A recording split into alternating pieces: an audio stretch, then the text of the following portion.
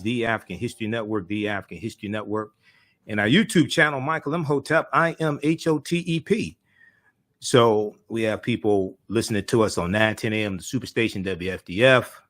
We have Giovanni on the ones and twos tonight as well. He's my board operator tonight. So if you call in at 313-778-7600, 313-778-7600 is the call-in number if you have a question or comment. Giovanni will take your call. All right, so much has taken place. Some of you all saw the broadcast that I did on Wednesday, August 24th, dealing with Joe Biden's announcement of student loan forgiveness for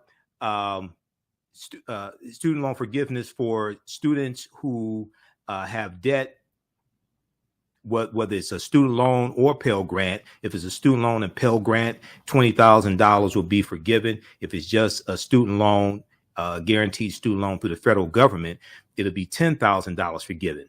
Now, so I did a 2-hour broadcast on Wednesday breaking this down.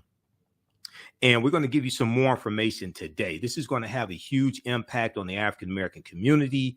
We know, generally speaking, you're going to have 20 million borrowers who are going to have their debt wiped out. And you're going to have about 500,000 African-American families who are going to go from a negative net worth to a positive net worth. There's been a number of different stories dealing with how this will impact the African-American community as well. So we're going to talk about some of that on today's show. Okay. And I was on a call with I was on a Zoom call, my first ever Zoom call with the White House. Not my first ever Zoom call. I've done a lot of Zoom calls, but I got invited on Thursday. I got the email because I follow the White House, and I know some people. I know a few people here and there, I guess. But I got an email inviting me to a Zoom call on Friday that the White House had dealing with the rollout of the student loan forgiveness, and they gave more details about it. And some of the information that they talked about, I've talked about here on this show, because they gave information dealing with the public service loan forgiveness program.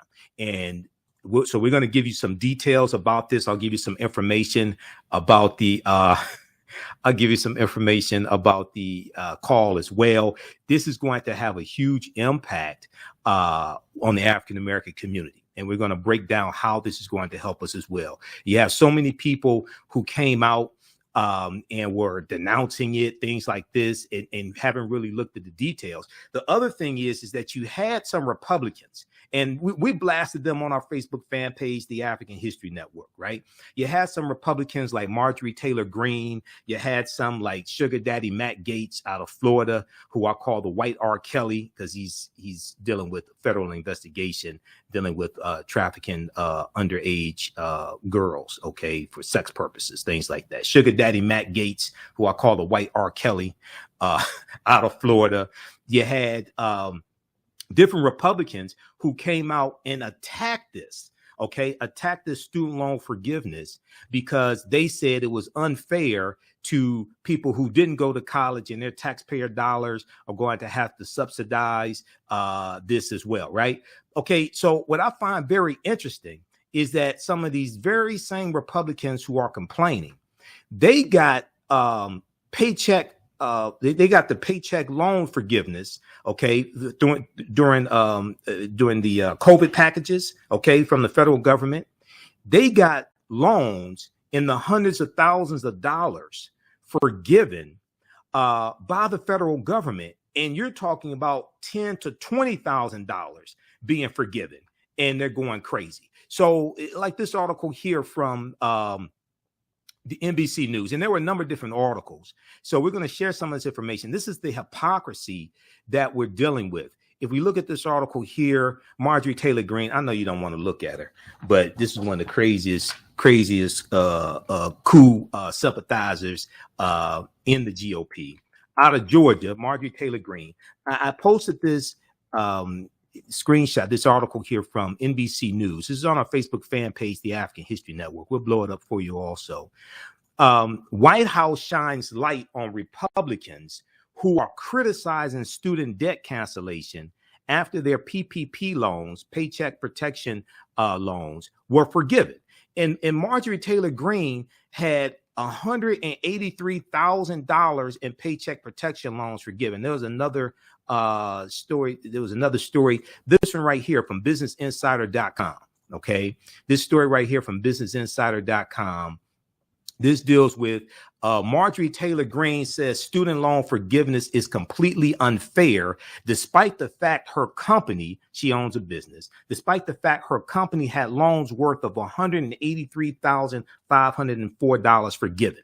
Okay, so on the White House Twitter page, they've been dragging a lot of these Republicans, just ripping them to shreds, exposing the hypocrisy of them. They got loans forgiven. You had one of them who had a loan for over $1 million for his business. He had a loan for over $1 million for his business. You have Republicans attacking what Biden is doing that is going to disproportionately help lower income people, people making under $75,000 a year, especially helping African Americans. Okay. And you're talking about forgiving $10,000 to $20,000 in student loans, but they had loans forgiven of over $100,000. The average paycheck protection loan that was given, the average paycheck protection loan was for $107,000. All right. So we're going to expose more of this hypocrisy here on this show. And remember, November is coming very quickly. Kids are about to go back to school. We're about to come up on Labor Day. All right. Biden okay sweeping student loan relief as midterms near. And a lot of people are realizing, okay, the wins that the Democrats have had. Now, we've been talking about this from day one on this show. Okay, so we're not brand new. We ain't late to the party like a lot of people are. But we're going to break all this down on today's show for you as well. Then also, today is August 28th. This is the anniversary of the March on Washington, August 28th, 1963, the March for Jobs and Freedom. We're going to give you a little synopsis of the March on Washington. Martin Luther King III was on MSNBC this weekend. We're going to share that excerpt. Okay, he's talking about fulfilling his dad's dream. So we'll give you some information about that. And then also today, August 28th, this is the anniversary of the murder of Emmett Till, August 28th, 1955 in Money, Mississippi, the murder of Emmett Till. So we'll talk a little bit about Emmett Till today. This is a jam-packed show. It's 2 hours. We have a jam-packed show today, but so much is going on this weekend. All right. Now, we've been following the story dealing with Breonna Taylor. And we talked about 3 weeks ago now, back on our August 7th show, we talked about how the Department of Justice has filed charges against 4 police officers, Louisville Metro police officers, in the killing of Breonna Taylor. These are federal charges. OK, so one of those officers, Kelly Goodlett, and we talked about this on the show last week. Kelly Goodlett pleaded guilty to falsifying a police report. Okay, so she pleaded guilty this past week, and we'll give you an update on that as well. That's good news. And once again, this would not have happened if people didn't go out and vote in the 2020 presidential election, because this is the Merrick Garland Department of Justice. Let's connect the dots. We talked about this before here on this show. I connected the dots on Roland Martin Unfiltered when I was on Friday before last. You had 16.9 million African Americans who voted for Joe Biden and Kamala Harris. You had 9.7 million Latinos. You had 49 million white voters. 61% of Joe Biden's votes came from white people. This gave Democrats the White House, okay, and also the Georgia Senate race, the special Senate race, January 5th, 2020, Senator John Ossoff and Reverend Raphael Warnock. They win in Georgia. This gives Democrats a slim majority in the Senate, okay? It's a 50-50 Senate. Democrats have a slim majority in the Senate. Biden nominates Merrick Garland as his attorney general. And Merrick Garland is confirmed by the Senate, and Democrats and Vice President Kamala Harris has the tie-breaking vote in the Senate if there's a tie. So she's casted about, I think it's either 24 or 26 tie-breaking votes as vice president. Okay, that's how close it is in the Senate. So it's either she set a record or she's about to set a record. It's one of those. It's really close. Okay, so research that. This is how you get Merrick Garland, and this is how you get Kristen Clark, African-American woman, assistant. She's assistant attorney general of the Civil Rights Division, Kristen Clark. And when Kristen Clark was confirmed, it was like 51-50. Okay, Manchin did vote for her. I did check it. I think a couple of shows ago, I said I think Manchin didn't vote for her. He did vote for her. Now, Senator Tom Scott, the Black Tea Party Republican out of South Carolina, who was the one who blocked the George Floyd Justice and Policing Act in the Senate. Senator Tim Scott voted against this qualified sister to be Assistant Attorney General of Assistant Attorney General of the Civil Rights Division. Now, Susan Collins of Maine did vote for Kristen Clark. Okay, but if you don't, if this was the Donald Trump Department of Justice, you would not have these charges filed against these 4 officers in the killing of Breonna Taylor. This is an example of how elections have consequences. Another example of how elections have consequences is the student loan debt forgiveness that was just unveiled this past week as well. Okay, so we'll break all this down on today's show. Also, I'm wearing my Cass Tech 30-year reunion. Our 30-year reunion was in 2019. I wore this for the first time yesterday because at Cass Tech, we had our Alumni Day, Family Fun Day, okay? So Cass Technicians, you can give us a call as well. Listen to the African History Network show. I'm Michael Imhotep. We'll be back in a few minutes. Stand by. Hello, African History Network family. You've put it off for way too long. Now it's time to act for your family, your future, and the next generation. Get life insurance for that peace of mind and security for you and your loved ones. Build your financial foundations starting today. Your independent agent at Fortified Trust Life Brokers, with over a dozen strong A-rated life insurance companies to offer you the life protection you need when it comes to final expense, term life, whole life, mortgage protection, annuities, and more. They are currently licensed in Alabama, Georgia, and South Carolina. Don't let a pre-existing health condition hinder you from getting life insurance. You can get the affordable coverage you need today. Life insurance is only the beginning. Email them at Fortified Trust Life for a free fact sheet explaining the 5 basic building blocks for a strong financial foundation. It's their gift to you to help you fortify your future. Email them at fortifytl828@yahoo.com or call them at 706-339-5096 and leave a message. Fortify your future today. Welcome back to the African History Network show right here on 910 AM, the Superstation, the Future Radio.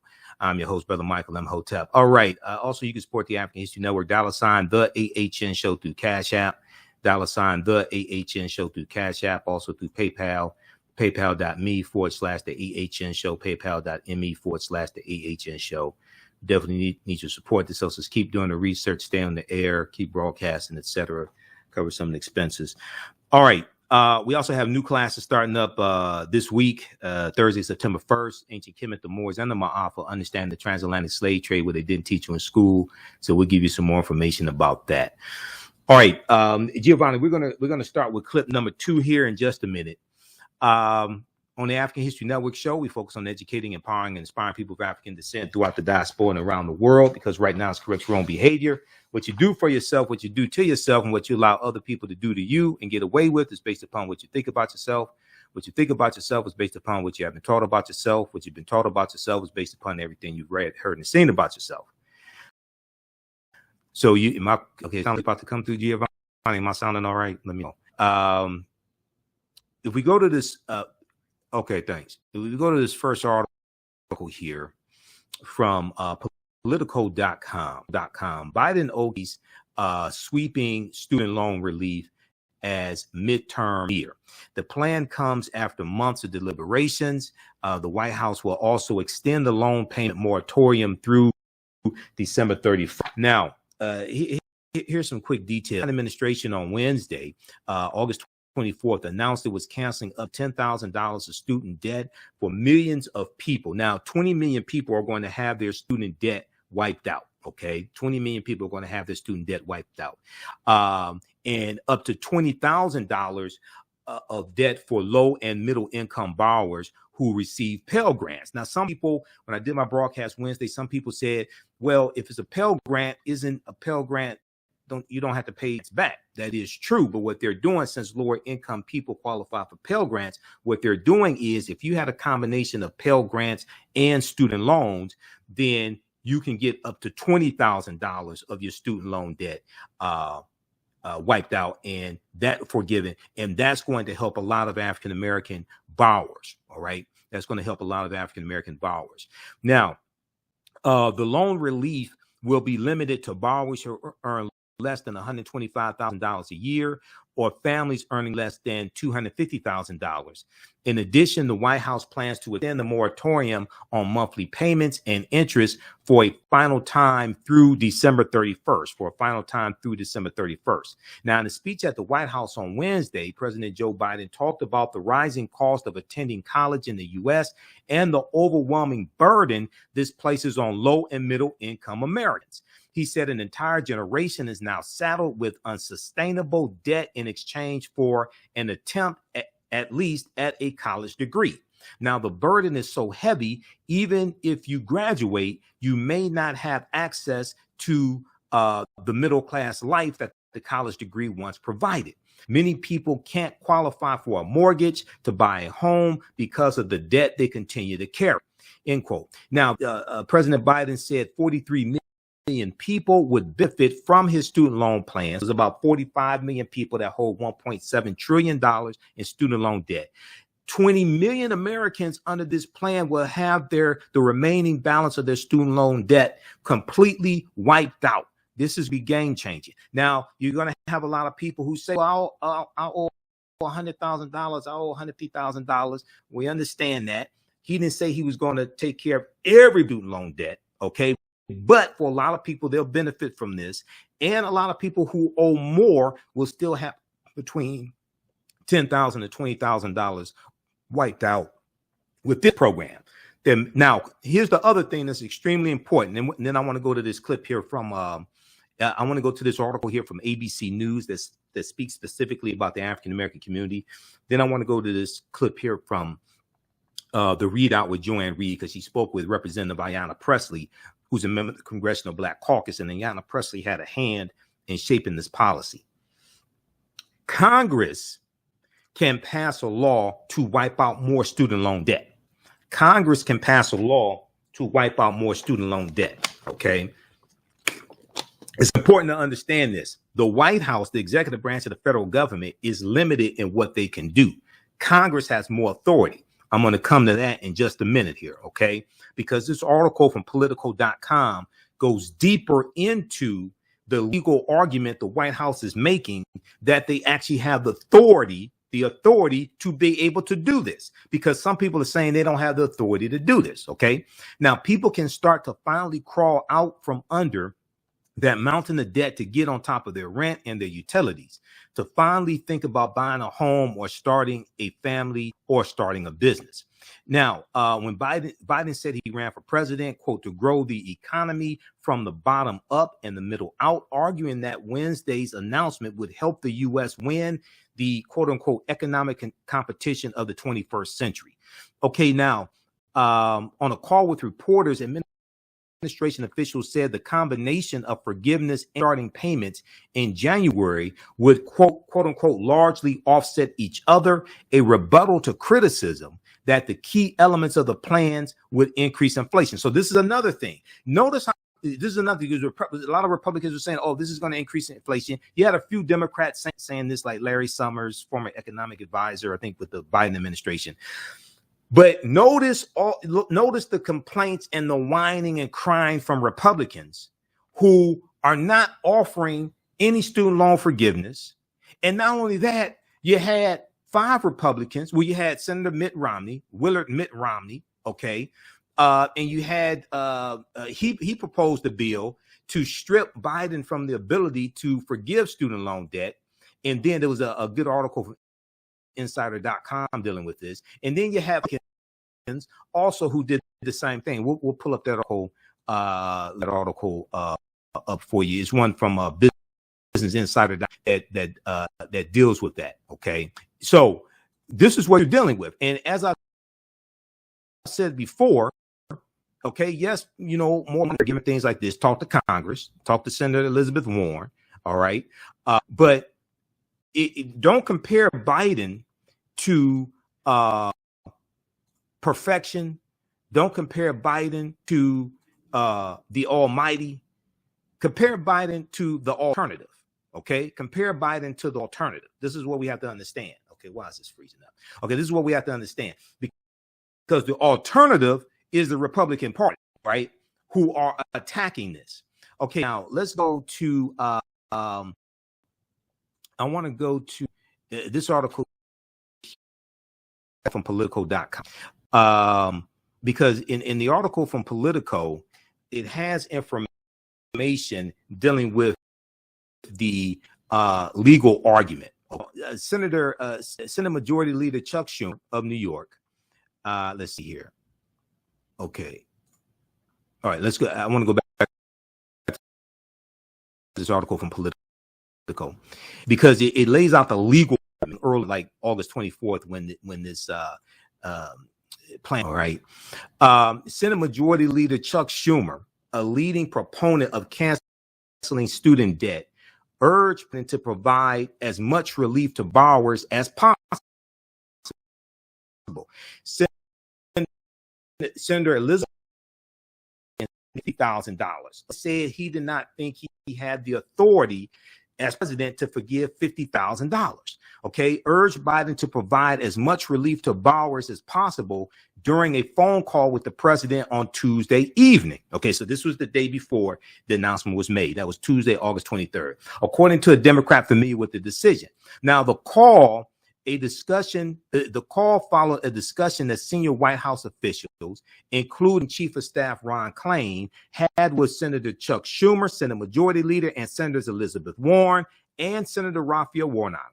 Elizabeth Warren, progressive from Massachusetts, and Senator Raphael Warnock, the first African-American senator from, I think he's probably the first African-American senator from Georgia, because I don't think they had one during Reconstruction. Okay, Senator Raphael Warnock. The leaders of the effort to persuade Biden to cancel student debt ever since he took office. Senator Raphael Warnock had a big hand in this as well. Okay, member of the Congressional Black Caucus. Now, in a statement after the White House confirmed the plan on Wednesday, Senate Majority Leader Chuck Schumer praised the decision as, quote, the single most effective action that the president can take on his own to help working families and the economy. Okay, because they're going through the HEROES Act of 2003. That's part of the legal argument. They laid out a 25-page legal argument justifying their decision and justifying their authority to make this decision. Biden's authority to make this decision. He's going through the Department of Education and the Secretary of Education, Miguel Cardona. Now, the 11th hour deliberations over debt relief come as the White House stares down a self-imposed deadline for addressing the issue. The pandemic-related moratorium on interest and payments, which started in March 2020 in the Trump administration, has been extended 4 times by Biden. It's set to expire August 31st. So now it's going to expire December 31st. Now, studentaid.gov. Aid.gov is the website you can go to for more information. They haven't laid out the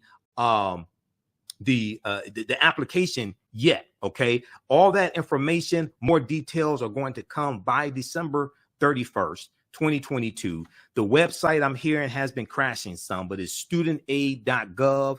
That's where you can go to get updates. Now, progressive Democrats, civil rights organizations like the NAACP and labor unions have all urged President Biden and the Biden administration to provide large amounts, as much as $50,000 per borrower, of loan forgiveness to people across the board.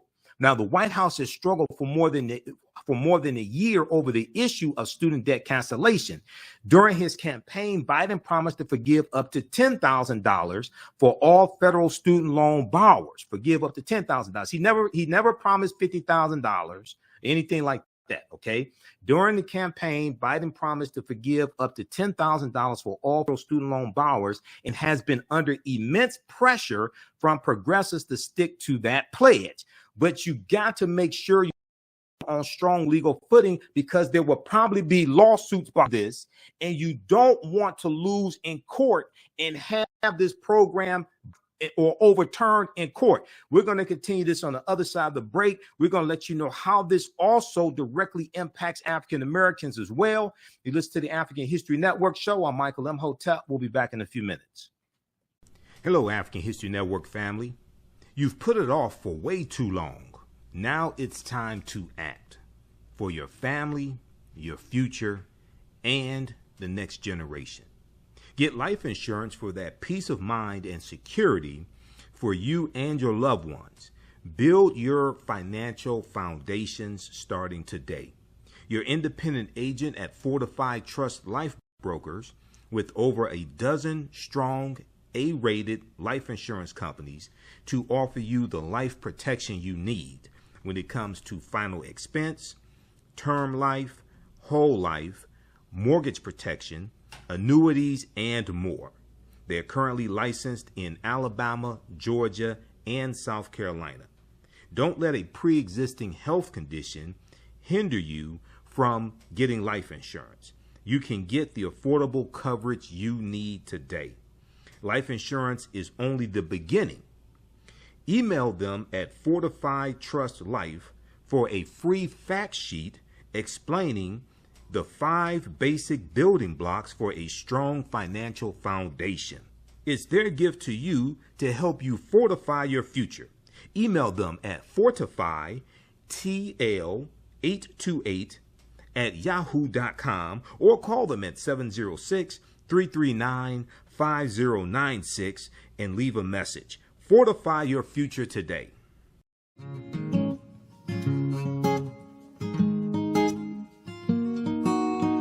IDO Network International, in collaboration with STL Black Woman, DACA, and ACTA, present the Royal Pilgrimage to the Americas, August 24th through the 28th. The African kings and queens are coming to you for business, networking, and sharing of Pan-African ideals. The venue will be the illustrious En Garde Arts Hotel in St. Louis, Missouri. A royal cultural experience and exhibitions, trade and investment opportunities in Africa, the Caribbean, and the Americas. A Royal Pan-African Summit hosting keynote speakers, and a red carpet banquet. Come and witness an African royal coronation ceremony. Register at www.idonetwork.org to book your ticket to wine and dine with African royalty. Vendor opportunities available. Get face-to-face with the royals who own the land and resources for business. Contact DACA for deal room information at 602-730-4572.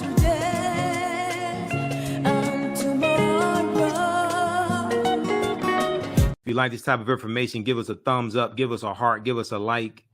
If you support us, you donate through Cash App or PayPal while we're on the air, we'll give you a shout out also. We definitely need your support because this helps finance. I don't get paid to do none of this stuff, so this helps finance this. I don't get paid to do radio, any of this, and we have a lot of welcome back to the African History Network show right here on 9:10 a.m. the Superstation, the Future Radio.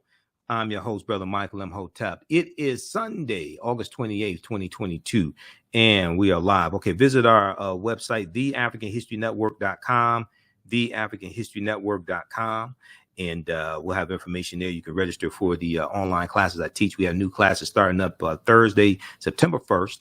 2022, 7 p.m. to 9 p.m. Eastern Standard Time. We'll give you more information about that. Okay, I want to go back to this year, and shout out to all the cast technicians as well. We had our Cast Tech Alumni Family Fun Day on Saturday. So it was good. That's why I'm wearing. So I wore this shirt. So my 30-year reunion was 2019. I graduated in 1989. I know I don't look it. I know I look young. All that. Okay. So that's a whole nother story. But I forgot I had this shirt. This shirt was in the package for like 2 years. I wore this for the first time yesterday. Okay. And I wore it again today. And I said, I'm going to wear it on the show tonight. So shout out to all the cast technicians out there as well. And I was a Phi Beta Sigma Fraternity Incorporated, and our sisters is Zeta Phi Beta Sorority Incorporated as well. All right. I want to go back to this article from Politico. Then we want to go to this clip here from the readout with Joanne Reed, because this article from Politico is important because it gets into the legal argument. Okay. The legal argument that the White House is making, that they have the authority to do this. All right. And they don't have the authority to forgive $50,000 worth of debt. Congress does, but the White House does not. So if we go here, okay, Education Department officials awaiting a final decision from the White House had developed plans to implement whatever Biden ultimately decided. That has been studying ways, the Department of Education has been studying ways to automatically provide as much relief as possible without requiring borrowers to fill out an application form. So it's expected that 8 million borrowers who their information is current with the Department of Education and their student loans, things like this, there is estimated that their student loan forgiveness will take place automatically and they won't have to do an application. Others will. Now, the White House's indecision has frustrated progressives and other groups, urging Biden to go as big as possible on widespread loan relief to tens of millions of people before they head to the polls this fall. Now, Biden announced a few weeks ago that he was going to announce his decision by August 31st, when this round of student loan payments, the stoppage on student loan payments expired. 1, 2, as I was saying during the break, I've been on a committee to write an executive order. Okay. This stuff is not easy. This stuff is not simple. I was on a committee to write an executive order for the city of Detroit some years ago, previous mayor. We won't get into that, but it took us 13 months to get it completed. It was much longer than we actually thought it was going to take.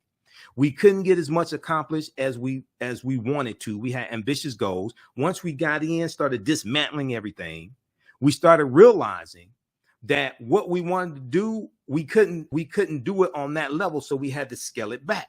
Okay. It took us 13 months to get it done. And we had to coordinate with corporate counsel. At the time was Sharon McPhail, corporate counsel, because your legal counsel has to navigate this and is in charge of this because you're dealing with laws.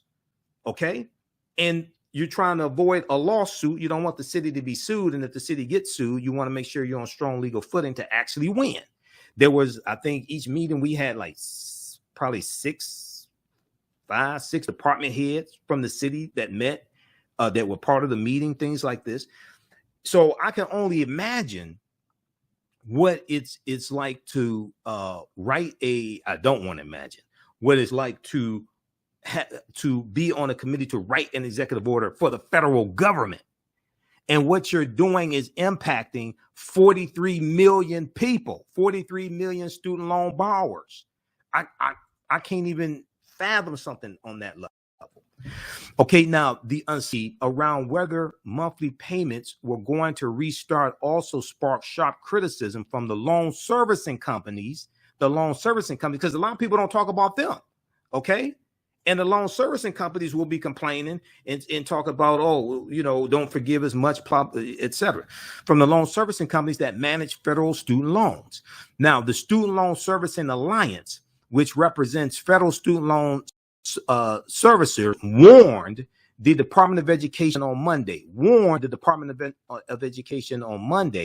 that the administration's indecision was risking operational disruptions to the repayment system. Okay, so there's a bunch of moving parts here. People think Biden just sits there and just signs his name to a piece of paper. That's not how it works in the real world. No, you're dealing with moving parts. You're dealing with entities. You're dealing with ramifications that the average person doesn't even think about. Okay. Now, education department officials have previously told loan servicers to hold off on sending borrowers bills about their payments, about their payments resuming in September. But the companies say that the uncertainty so close to the deadline is pushing the repayment system to the brink of major problems.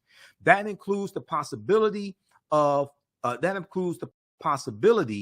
automated messages may send incorrect information to borrowers in the coming days, even if the administration decides to extend the relief. All right. Now, there's a part here dealing with this part right here. This is what I want to get to. This deals with the legal argument, because you're dealing with law. You're not just dealing with a executive order is not a proclamation like the president is king. No, you have to fall within the guidelines of the power that the executive branch has and be legal.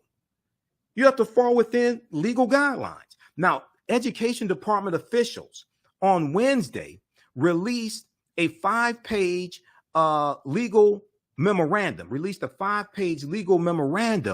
that argues the Department of Education plans to rely on a 2003 law known as the HEROES Act,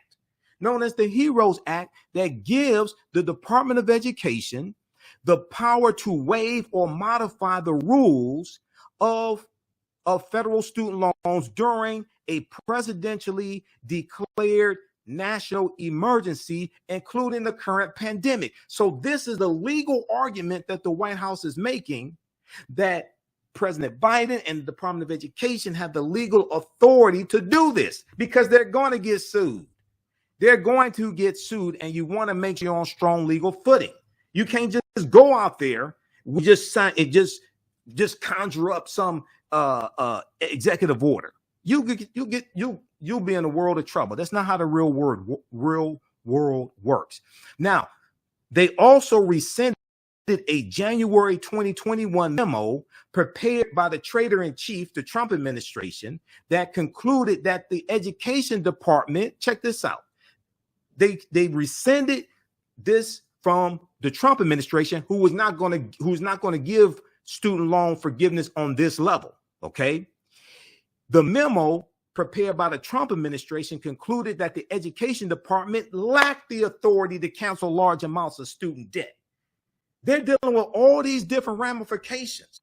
And it's this is why you never heard me put pressure and complain taking so long to do this, because I have an idea of what's involved, because I know what we went through for 13 months dealing with Executive Order 22 in the city of Detroit under the Kwame Kilpatrick administration. I ain't work for the city. I ain't get caught up in none of that stuff. Okay. I'm just saying, but they had some hardworking people in the administration. I got to see them, got to know some of them. Okay. But it took us much longer to get this done, because we're dealing with legalities. We're dealing with the unions. We're dealing with the unions for skilled trades, because Executive Order 22 dealt with making sure that when it came to construction jobs in the city-funded construction jobs, City of Detroit funded construction jobs, not road construction, but structures, buildings, things like this, that at least 50% of the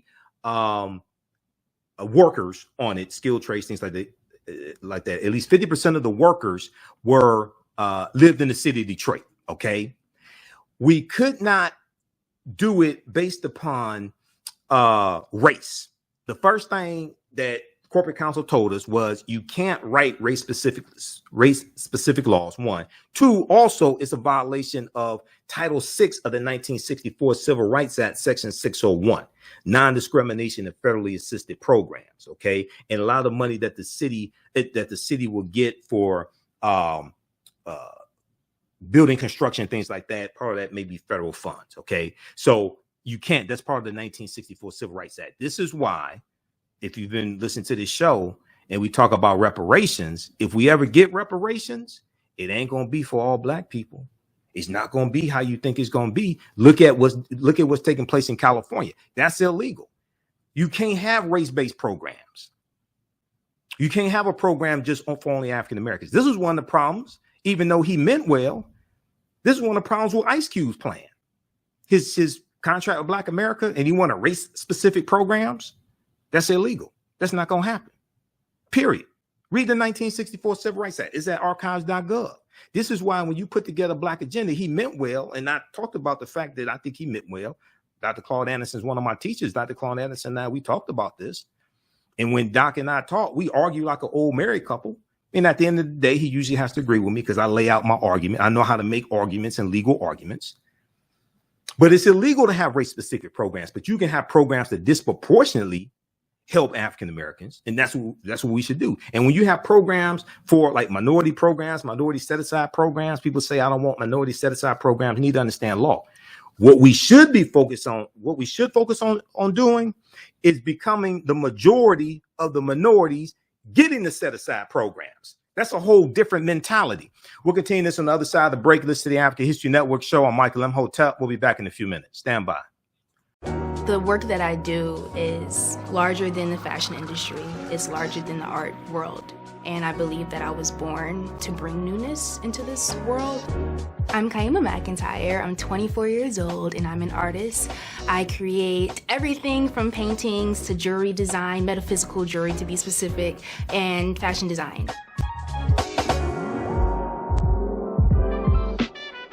The only reason why my prom dress went viral is because people needed it. Within a few days of going viral, Notori Naughton reached out to me and she's like, I saw your dress, can you make me a dress? I was equally as shocked to be asked by a celebrity to design their dress at the age of 17. That's just one person, and the list just continues to go on to Janet Jackson, to Tyra Banks. It really hits home. That means that the discussion is happening on the grounds in real time. Hello, African History Network family. You've put it off for way too long. Now it's time to act for your family, your future, and the next generation. Get life insurance for that peace of mind and security for you and your loved ones. Build your financial foundations starting today. Your independent agent at Fortified Trust Life Brokers, with over a dozen strong A-rated life insurance companies to offer you the life protection you need when it comes to final expense, term life, whole life, mortgage protection, annuities, and more. They're currently licensed in Alabama, Georgia, and South Carolina. Don't let a pre-existing health condition hinder you from getting life insurance. You can get the affordable coverage you need today. Life insurance is only the beginning. Email them at Fortified Trust Life for a free fact sheet explaining the 5 basic building blocks for a strong financial foundation. It's their gift to you to help you fortify your future.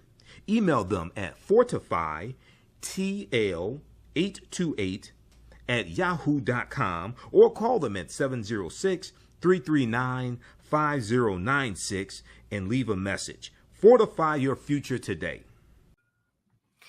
Welcome back to the African History Network show right here on 910 AM Superstation, the Future Radio. Okay, we'll go to the phone lines here in just a minute. I got to get through some more of this information. Call numbers 313-778-7600.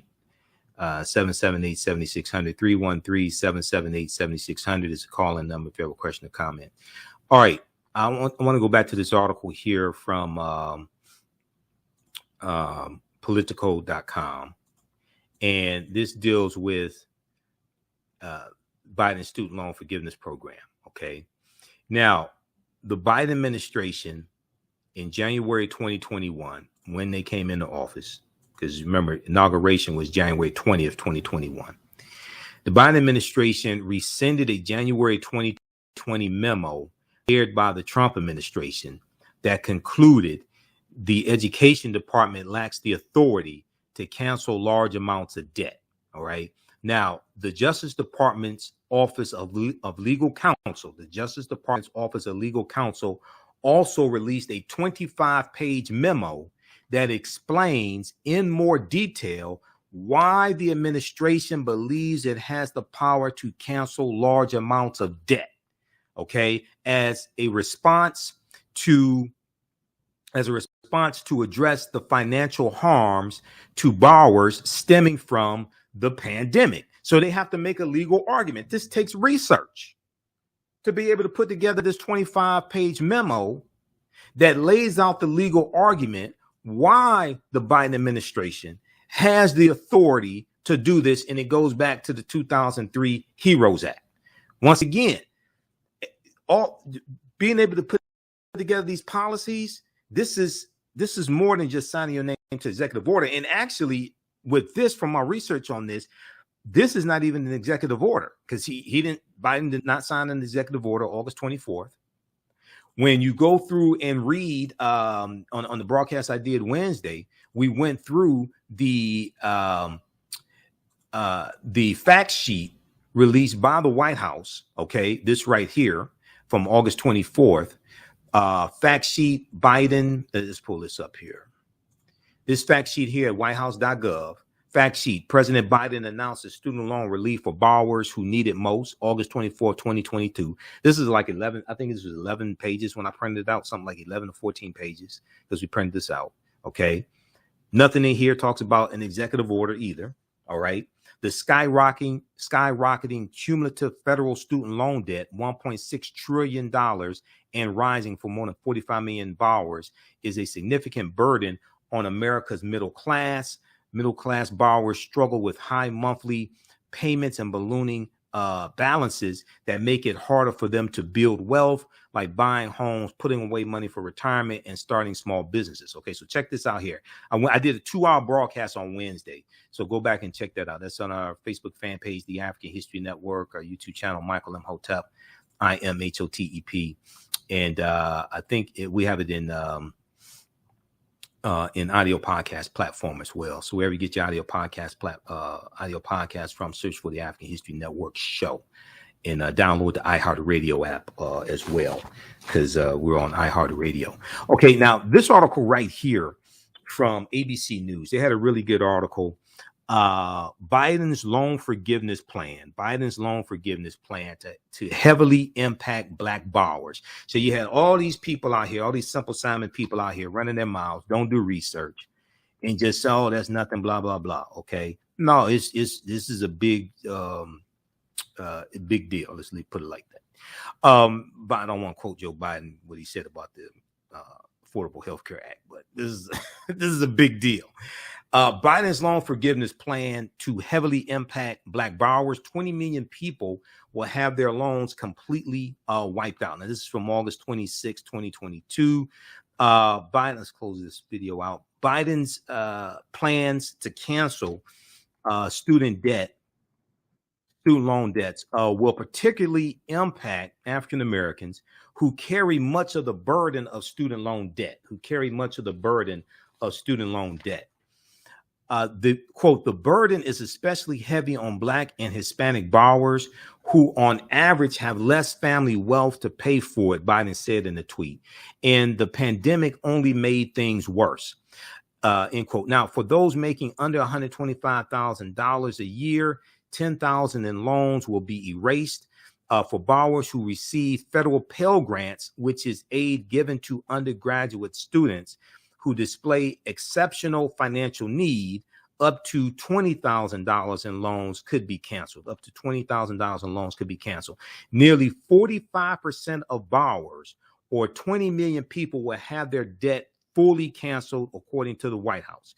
Now, for the remaining 55%, a new plan will offer more relaxed terms for loan repayment. They're going from paying 10% of discretionary income per month down to 5% of discretionary income. That's going to be a huge savings for a lot of people. This means cutting the amount that borrowers have to pay each month in half, from 10% to 5% of discretionary income, and covering borrowers' unpaid monthly interest, among other efforts. Now, I just can't underscore what a huge deal this is in millions of borrowers' lives, said Kyra Taylor, Kyra, K-Y-R-A, I think that's Kyra Taylor, an attorney at the National Consumer Law Center. When we look at the impact on people of color, especially African Americans, several racial advocacy groups have cheered Biden's decision as a, quote, step in the right direction, end quote. Approximately 1 in 4 African Americans have negative net worth. Approximately 1 in 4 African Americans have negative net worth, meaning their total debt exceeds total assets, said the civil rights group National Action Network, Reverend Al Sharpton's group. You can listen to Reverend Al Sharpton Monday through Friday, 1 p.m. to 4 p.m. Eastern Standard Time, right here on 910 a.m. Superstation WFDF. Most of you know I was his co-host 3 Wednesdays ago. He had me on the show for 2 hours, keeping it real with Reverend Al Sharpton. Now, quote, the administration expects the first $10,000 of debt relief will move over 500,000 Black Americans from a negative to a positive net worth.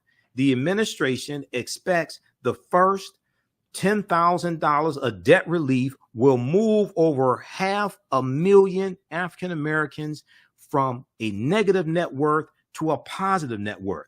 This is something that Reese Colbert, who's one of my co-panelists on Roland Martin Unfiltered, she was on Simone Sanders' show, Simone, this weekend on MSNBC. We got that clip coming up as well on the other side of the break. This is huge. So people who are running their mouths, popping off at the mouth, don't do research. I call them mouth poppers because they pop off at the mouth. They're not talking about this. All right. Now, more African-American students take out loans than white students. 71% of African-American students take out loans compared to 56% of white students, according to research to the research organization Data Initiative. Okay. Let's see. Let's do this here. I know we're coming up on a break. Welcome back to the African History Network show right here on 910 a.m. Superstation. All right. I'm your host, Brother Michael Imhotep. It is Sunday, August 28th, 2022. This is the anniversary of the March on Washington, and we'll talk a little bit about the March on Washington as well in our second hour. And also, we have a new class starting up. On Thursday, September 1st, Ancient Kemet, the Moors, and the Ma'an for understanding the transatlantic slave trade, what they didn't teach you in school. So we'll give you some information dealing with that as well. Okay. All right. And people are texting some questions to me as well. You may see me smiling a lot during the show. Somebody special is texting me her question. Okay. So we'll get to that as well. Approval through Congress. Is the student debt loan forgiveness approval through Congress? No, it's not through Congress. Very good question. You've been paying attention. Very good question. You get an A star today. No, it's not through Congress. It goes back. This is why I went through this explanation here. And then we're going to Raymond on the phone lines in just a second. Stand by, Raymond. This is important for people to understand this. This is not something that has to pass through Congress. Now, if they want to, if Senator Elizabeth Warren and Chuck Schumer want to forgive more student loan debt, that has to pass through Congress. This right here is based upon the HEROES Act of 2003, which is already law. It already passed Congress. Education Department officials on Wednesday released a 5-page legal memorandum that argues the department plans to rely on a 2003 law known as the HEROES Act that gives it power to waive or modify the rules on federal student loans during a presidentially declared national emergency, including the current pandemic, which has been declared a national emergency. So this is the legal argument, okay? It doesn't have to pass through Congress because the HEROES Act is already law that passed through Congress in 2003. They also, the Biden administration, elections have consequences. They also rescinded a January 2021 memo prepared by the Trump administration that concluded the Education Department lacked the authority to cancel large amounts of student debt because they didn't want to do that, basically speaking. There was some student debt that was canceled. A lot of that had to do with for-profit colleges under clueless Betsy DeVos, who should have never been Secretary of Education. Okay. Now, the Justice Department's Office of Legal Counsel also released a 25-page memo that they released this, I think it was August 24th, that explains in more detail why the administration believes it has the power to cancel large amounts of debt as a response to address the financial harms to borrowers stemming from the pandemic. Okay, so check out this article here from Politico.com. This is why I wanted to make sure we dealt with this article from Politico, because I read numerous articles dealing with this. I did a 2-hour video on Wednesday, and a lot of the articles that I read did not deal with the legal argument that the Biden administration is making, that they have the legal authority to do this. Biden okays sweeping student loan relief as midterms near. Okay. All right. Let's go to the phone lines. Let's go to Raymond, line 1. Hey, Raymond, thanks for holding. Sorry for the delay. Welcome to the African History Network show. Tell us where you're calling from, Raymond. Yeah, just a really quick question. A lot of people upset about Biden giving us student loan forgiveness. But in 1978, they had the bankruptcy student loan forgiveness, stopped that forgiveness program in 1978. Nobody complained about when everybody took bankrupt and got rid of the student loans then. So what happened then when they passed the line? Right. Now, a lot of people are upset, like who? Because there's some Republicans upset. There's a lot of Republicans upset, but a lot of these Republicans, they got paycheck protection loans canceled by the federal government. Okay. All right. Keep listening, Raymond. Yeah, keep listening, Raymond. I appreciate it. We're about to go to that. Okay. Thanks for calling, Raymond. Thanks for holding. All right. Okay, thanks. Okay, Giovanni, we're going to go to clip 2 here in just a second from the readout with Joanne Reed. But I want to show people this right here. You know, at the top of the show, we talked about people like Marjorie Taylor Greene, who is complaining about $10,000 to $20,000 of student loans being forgiven for 43 million people. Okay, $10,000 to $20,000. It's expected that it'll cost $500,000 is expected to cost I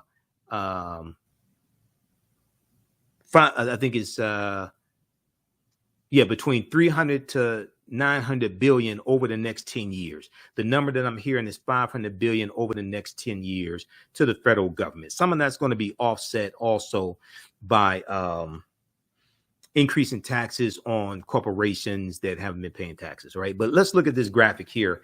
Paycheck Protection Program loan forgiveness. This is from the readout with Joanne Reed from her show. 11.5 million paycheck protection loans were approved, okay, during, through the COVID-19 packages for small businesses, medium-sized businesses, larger businesses, so they can maintain their employees, things like this. $793 billion was the amount of paycheck protection loans approved. There was $742 billion of those loans forgiven, because if you kept all your employees, didn't lay off employees, the loans would convert to grants and you didn't have to pay them back. $742 billion has already been forgiven for paycheck protection loans. The average amount of a paycheck protection loan was $107,000. And you have people like Marjorie Taylor Greene, Matt Gaetz, other Republicans complaining about this. Okay, let's go to this clip from the readout with Joanne Reed from MSNBC. She's speaking with Ayanna Pressley. Also, she had on the Republican to give you an idea how Republicans think. Republican Carlos Curbelo, who's against this. Pay close attention. Let's go to clip 2, Giovanni. I almost called you Jalen. Let's go to clip 2, Giovanni. For checking off a major campaign promise to America's youngest voters who voted for him overwhelmingly in 2020, announcing that the administration will cancel up to $10,000 in federal student loan debt and up to $20,000 for those who went to college using Pell Grants, all for people earning less than $125,000 a year. The administration also extended the pause on student loan repayments until 1 million people have federal student loans, and more than half of them are less than $20,000. A recent poll asked voters 18 to 34 what they thought about debt cancellation, and 71% said they support wide-scale loan cancellation. That includes 56% of Republicans and 66% of independents. Congressional Republicans, who were more than happy to sign off on a $1.9 trillion tax cut for corporations, they were not amused. And like most things these days, legal challenges are expected. But for a lot of the youngs, today was a good day.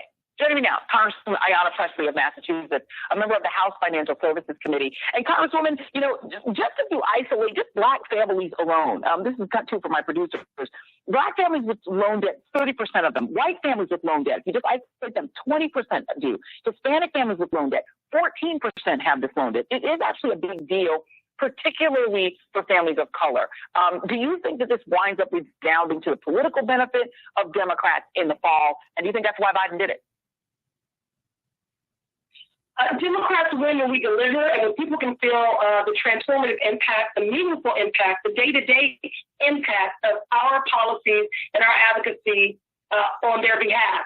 And this is transformative.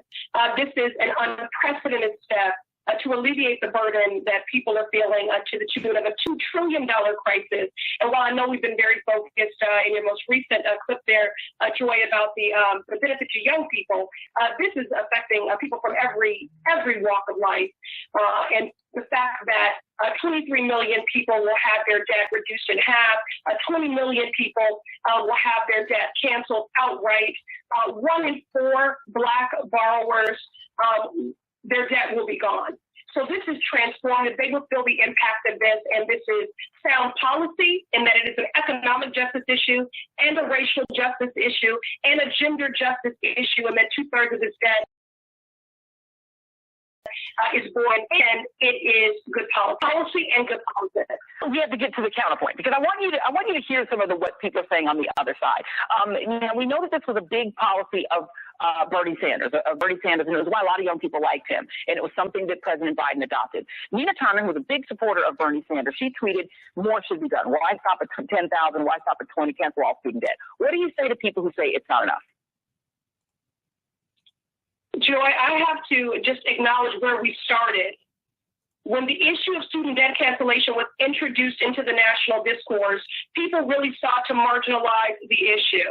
And many thought that student debt cancellation was something that would be regressive in impact. There was a harmful and false narrative that would only benefit white graduate students who went to prestigious or affluent institutions. And of course, that is not true. This is about educators who have sleepless nights because they can't meet the monthly minimum and pay for childcare, who took on this debt because they want to educate our babies. This is about 76-year-olds in my district, Joy, on fixed incomes, still paying student loans, who fear that they're going to die, still paying on these loans. At this point, they owe more than they took out. 85% of Black students have no choice but to take out loans, 5 times more likely to default. I was one of those students. That is not abstract for me. I struggled to pay off my loan, and I want better for the next generation. So we know we have to address the root causes when it comes to affordability of higher education. We've got to make that investment in the public good that it is. We need to invest in tuition-free community college. We need to invest in HBCUs, and we need to expand Pell Grants. But this is impactful. This is a bold step in the right direction. It is transformative, and it will be felt. And I have very little time left, but there is the other argument too. I mean, Rick Scott, who was worth $259 million, and did tweet this from a yacht off the coast of Italy, but also the Washington Post, who said the loan forgiveness decision, they thought it was bad. Widely canceling student debt is regressive. It takes money from the broader tax base, mostly made up of workers who did not go to college, to subsidize education debt for people with valuable degrees. What do you say to people who say that? Wow, they are really disconnected from the lived experiences and hardships of everyday people. There's a reason why we were able to get organized labor behind this, from AFL-CIO to AFT to NEA, civil rights groups like the NAACP, and many other groups that have worked with us on this, because this is a burdensome issue. This is no handout. Our colleagues across the aisle don't know what a hand up looks like. That's why they didn't want a child tax credit. That's why they didn't want to give life-saving health care to veterans. That's why they didn't want to give stimulus checks to people in the midst of a pandemic, or make sure they remain safely housed. Democrats are connected to the pain that everyday people are experiencing, and we are doing something about it, which is why we passed the Inflation Reduction Act, and which is why today this unprecedented step by President Biden, heeding our calls. This has been 2 years of blood, sweat, and tears, and you will not break my soul. Well, and quoted Beyonce too while she's doing the great Ayanna Pressley, Congresswoman. Appreciate that. All right, let's bring in for some counterpoints. Former Republican Congressman Carlos Corbello heard what the Congresswoman had to say. What would be your answer? Joy, good evening. I certainly understand the perspective. For me, the decision is that it's going to encourage more young people to get into this system where they are paying colleges and universities a lot more than the product that they're getting back. I mean, this is the fundamental problem here, right? That colleges and universities are charging absurd amounts for these degrees that really aren't worth what they're charging. And the government, all of us, taxpayers, are part of this scheme. And now this is going to create the expectation for a lot of young people who have to decide now, how much should I take out in student loans? Well, maybe this is all going to be forgiven in the future, or maybe a portion of it will be forgiven. So we're really sucking more people into a system that has failed young people and students for quite a few decades now. I give you the biggest problem. I don't think I understand your argument, because if what you're saying is that college is very unaffordable based on what you're able to get back in income afterwards, then how can you argue that it's not a good idea to relieve the debt that's been built up? Because it also sounds like you're arguing more young people shouldn't go to college, which also doesn't seem like a pretty strong argument, a very strong argument. But let me ask you, Joy, where's the accountability here?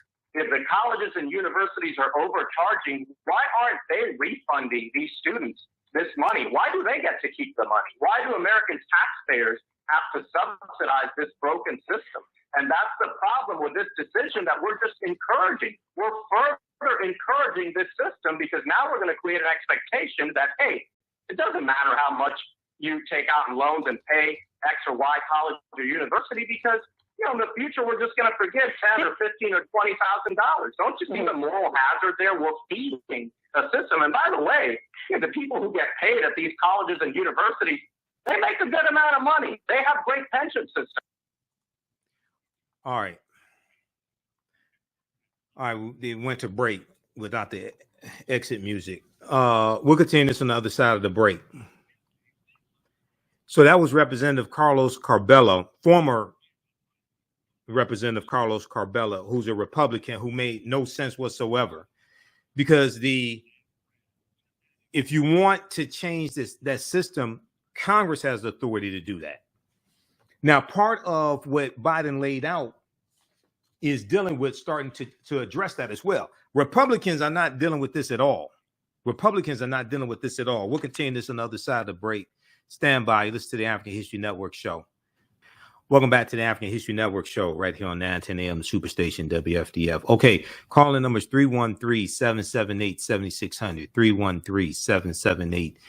313-778-7600 is the call-in number if you have a question or comment. Also, if you want to support the African History Network, you can do so. We have the information at our website, AfricanHistoryNetwork.com. $ the AHN show through Cash App.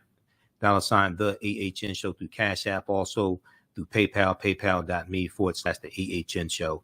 And we have new online classes starting up Thursday, September 1st, 7 p.m. to 9 p.m. Eastern Standard Time, Ancient Kemet, the Moors, and the Ma'afa, Understanding the Transatlantic Slave Trade, where they didn't teach you in school. So we have the information on our website as well. So we'll give you some information dealing with that in a few minutes. Okay, now, right before the break, I was sharing this excerpt from the readout with Joanne Reed, and it's from Wednesday, August 24th, 2022. She spoke with Ayanna Pressley, Representative Ayanna Pressley, who had a hand in shaping Biden's student loan forgiveness program. And then also she's speaking with former Republican Congressman Carlos Corbello, who makes no sense whatsoever. Now, Carlos Corbello brought up the point, well, what about future students? What are they doing to curtail the cost of college and things like this? All right. Well, Carlos, Chuck, if you go to the 12-page fact sheet from the White House that was released on August 24th. They discussed that. That's point number 3 here in the fact sheet. Now, when I did my 2-hour presentation on the 2-hour video on Wednesday, breaking these policies down, we discussed this. So fact sheet, President Biden announces student loan relief for borrowers who need it most, August 24th, 2022 at whitehouse.gov. A 3-part plan delivers on President Biden's promise to cancel $10,000 of student debt for low to middle income borrowers. All right. So part 1 is, if we go through this, look at this. Okay, page 3, and we look at, okay, they talk about the 3-part plan. Today, President Biden is announcing a 3-part plan to provide more breathing room for working families as they continue to recover from the strains associated with the COVID-19 pandemic. This plan offers targeted debt relief as part of a comprehensive effort to address the burden of growing college costs and make the student loan system more manageable for working families. The president is announcing that the Department of Education will. So 1, provide targeted debt relief to address the financial harms of the pandemic, fulfilling the president's campaign commitment. 2, make the student loan system more manageable for current and future borrowers. Make the student loan system more manageable for current and future borrowers by cutting monthly costs in half for undergraduate loans, from 10% to 5% discretionary income, fixing the broken public service loan forgiveness program by proposing a rule that borrowers who have worked at a nonprofit organization, in the military, or in federal, state, tribal, or local government receive appropriate credit toward loan forgiveness. This is something the Zoom call I was on with the White House, I was on with Ashley Harrington and Erica Lowe, dealing with they deal with the education department, and they were dealing with the student loan forgiveness program. So I was on the Zoom call with them Friday, and this is something that they talked about, the changes to the public service loan forgiveness program. And and we've been talking about that here on this show. Changes were made back in March 2022. So up to 1 million people can have their loans forgiven because they work for a nonprofit organization, they're in the military, they work for the federal government, state government, etc. Okay, you want to go to pslf.gov, pslf.gov for more information on that. Now, these improvements will build on temporary changes the Department of Education has already made to the PSLF, Public Service Public Service Loan Forgiveness Program. Okay, prior to on the call I was on Friday, they said prior to the changes in March of 2022, only 7,000 people had their loans forgiven through this program. Because of the changes made in March 2022 by the Department of Education, Secretary of Education Miguel Cardona, 175,000 public servants have already had more than $10 billion in loan forgiveness approved since March of 2022. Since March of 2022, you go from 7,000 prior to March 2022 under the Trump administration to 175,000 just from March 2022 to August, almost into September. $10 billion in loan forgiveness already approved. So already before the announcement, August 24th, the Biden-Harris administration has already forgiven $32 billion in student loan debt. Okay, $32 billion in student loan debt. Okay, so then you have, let's go back to this here. And there was a piece from the Department of Education on that also. We'll try to pull that up as well because I have that information. I have a ton of information. Number three, this addresses Carlos Carbello, the Republican, okay, because Republicans are not really doing anything to fight against this. They're just complaining. Number three, part of Biden's plan, part of this announcement. Protect future students and taxpayers by reducing the cost of college and holding schools accountable when they hike up prices. Protect future students and taxpayers by reducing the cost of college and holding schools accountable when they hike up prices. The president championed the largest increase to Pell Grants in over a decade. Pell Grants disproportionately benefit African Americans. The president championed the largest increase to Pell Grants in over a decade and one of the largest one-time influxes to colleges and universities. To further reduce the cost of college, President Biden will continue to fight to double the maximum Pell Grant, to double the maximum amount that you can get in a Pell Grant per calendar year, per school year, and make community college free. Meanwhile, colleges have an obligation to keep prices reasonable and ensure borrowers get value for their investment, not debt they cannot afford. The administration has already taken key steps to strengthen accountability, including in areas where the previous administration weakened rules, especially with for-profit colleges, because the Trump administration was horrible when it came to regulating for-profit colleges. They loosened a lot of the restrictions that were put on for-profit colleges by the Obama administration, Obama-Biden administration. And we know that it was ITT Tech was put out of business by the ITT Tech, as well as Corinthian College, put out of business by the Obama-Biden administration. Okay. All right. The Department of Education is announcing new efforts to ensure student borrowers get value for their college costs, but also Congress can do a lot when it comes to regulating the high cost of college as well. Okay, so check this out. This is 12 pages because I printed it out. I know it's 12 pages.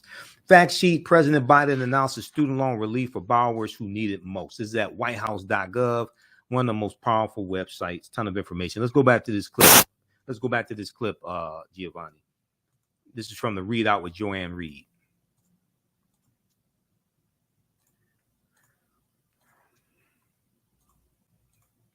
Okay, let's go back to some of this money back. I taught at a couple colleges. I can tell you, college professors are not, and my mother was a college professor. They ain't getting rich doing that. But let me ask you this question. Did you feel the same way about the PPP system? Because under the former president, Donald Trump, billions, trillions of dollars was given away to big corporations, to the airline industry. There was also a huge giveaway to farmers to subsidize them because the president was concerned about losing the rural vote. We're talking about giving away billions and billions and billions of dollars to big corporations, to big farms, big agriculture. Did you oppose that? Yeah, that program was deeply flawed. And by the way, the fact that a lot of wealthy families, a lot of retirees who really didn't need it, my parents, for example, they're not wealthy, but they're okay. I mean, they have Social Security. They have, my dad has a pension. He got checks from the government during COVID. They didn't need it. But didn't he need them? All these programs, Joy, they create more inflation. And by the way, for Democrats who are on a little bit of a win streak here and building some momentum, now they make this decision that is going to create more inflation, more demand for goods, because it's basically neither of us are economists, and there are sort of people on both sides of that. But I do have to ask you a question, because you are from Florida, and I was in Florida, so I got to ask you a Florida question. I need to play for you the current governor on a little bit of a different turn here. Here's the current governor of your state. Take a look. I'm just sick of seeing him. I know he says he's going to retire. Someone needs to grab that little elf and chuck him across the Potomac. Is that appropriate? I don't think so, Joy. And I mean, that's the culture that Donald Trump has promoted inside the Republican Party and to some degree in this country. And that's regrettable. You know, that kind of rhetoric. I know why the governor's doing it. He wants to signal to the Trump base that he's with them and that, he's one of them. But that's not my style, never has been. I don't think it's appropriate. Carlos Fabello, I love that we can end on a note of agreement. All right, Thank you very much. Pause it right there. Okay, so Carlos, number one, pause it right there. Okay, number one, Governor Ron DeSantis was talking about Dr. Anthony Fauci, and Dr. Anthony Fauci announcing that he's retiring. He calls him a little elf, but Ron DeSantis is 2 inches taller than Dr. Anthony Fauci. Number two, Carbelos talked about his father getting the check for COVID and things like this. Now, I don't think he was talking about, he didn't say it was for a business. He may have just gotten the personal check, but that's different than the paycheck protection loans that businesses got. That's entirely different. We'll continue this on the other side of the break. Listen to the African History Network show. I'm Michael Imhotep. We'll be back in a few minutes. Welcome back to the African History Network show right here on 910 AM Superstation, the Future Radio. Okay, we have new classes starting up on Thursday, September 1st.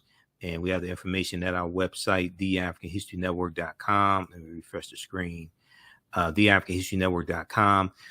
We have Ancient Kemet, the Moors, and the Ma'afa, understanding the transatlantic slave trade, what they didn't teach you in school.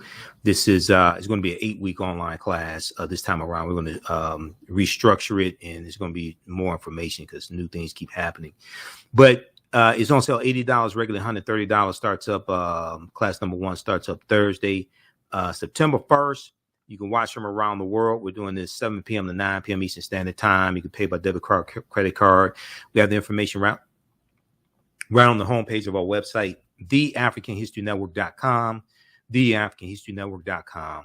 And we also have a bundle pack where you get that class and from the Civil War to the Civil Rights Movement and Black Power, 1865 to 1968. The classes are regularly $130 each. They're on sale $80 each for a limited time only. If you register for both classes, we have a bundle pack. You get both classes for $130. We do the sessions live. All the sessions are archived and recorded. You can go back and watch them anytime, a year from now, 2 years from now. You can go back and watch the entire class. And if you've taken any of my online classes in the past, email me at TheAHNShow@gmail.com, TheAHNShow@gmail.com, or email me through the website. And you'll get 50% off, okay? You get 50% off on the classes. All right. I want to go back to this here. Okay, so during the break, I had this up on the screen here. This deals with what I was referencing, dealing with ITT Tech. So you remember you used to see the commercials of ITT Tech, and you know, you can come here, come to school, you learn computer science, learn technical skills, things like this. ITT Tech was put out of business by the Department of Justice. Department of Education, actually under President Obama. This is from ed.gov, which is the Department of Education, ed.gov. Education Department approves $3.9 billion group discharge of 208,000 borrowers who attended ITT Technical Institute. Okay, so a lot of student loan forgiveness has been going on already before this announcement, August 24th. $32 billion has already been forgiven under the Biden-Harris administration. We've been covering this here on the African History Network show. Department also initiates the formal process to recoup approved borrower defense claims from DeVry University as well. DeVry University has come under scrutiny from the Department of Education also. So if you scroll down here to the bottom, because I know there's a lot of people on social media saying, forgive student loan debt, forgive student loan debt. A lot of student loan debt forgiveness was already taking place. You just don't read. This is part of the problem. People run their mouths and don't read. This right here at the bottom of this memo from the Department of Education, the nearly $32 billion in student loan relief approved to date includes $13 billion for 1 million borrowers whose institutions took advantage of them through discharges related to borrower defense and school closures, $9.6 billion, almost $10 billion for 175,000 borrowers through the Public Service Loan Forgiveness Program, which I've talked about before. And when I guest hosted on Roland Martin Unfiltered, guest hosted for Roland a few months ago, I made it a point to talk about an additional round of student loan forgiveness that was taking place because of the Public Loan Service Forgiveness Program. Because a lot of our people don't know these programs exist. $9 billion in total and permanent disability discharges for more than 425,000 borrowers. So already before the announcement made Wednesday, August 24th, 2022. Already you have, it's about 1.6 million people who've already had $32 billion in student loans forgiven under the Biden-Harris administration. Once again, elections have consequences. Okay, so check this out at ed.gov, Department of Education's website.